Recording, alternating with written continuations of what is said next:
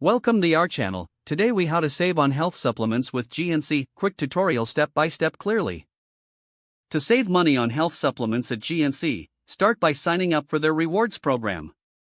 Visit the GNC website or stop by a local store to enroll. Once you're a member, you'll earn points for every purchase. These points can be redeemed for discounts on future orders. Next, check for ongoing promotions and sales on the GNC website. They often have seasonal sales or special deals on popular supplements. Another way to save is by using digital coupons available online or through their app. Keep an eye out for email newsletters that often include exclusive discounts and offers.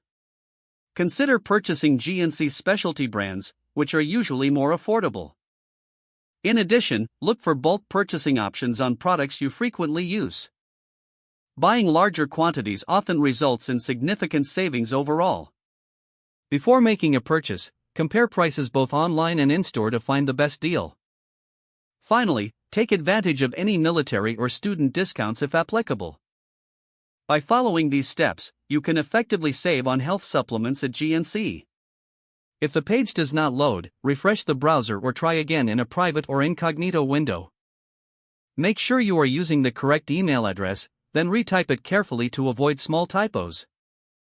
If your password is not accepted, use the reset option and create a new strong password you can remember. Check your spam folder for verification or security emails, then enable two-factor authentication if available to improve account security and reduce unauthorized access risk. After signing in, review your profile details so your contact information and settings are accurate and current. If you see an error message, note it down and try again after restarting your device and internet connection.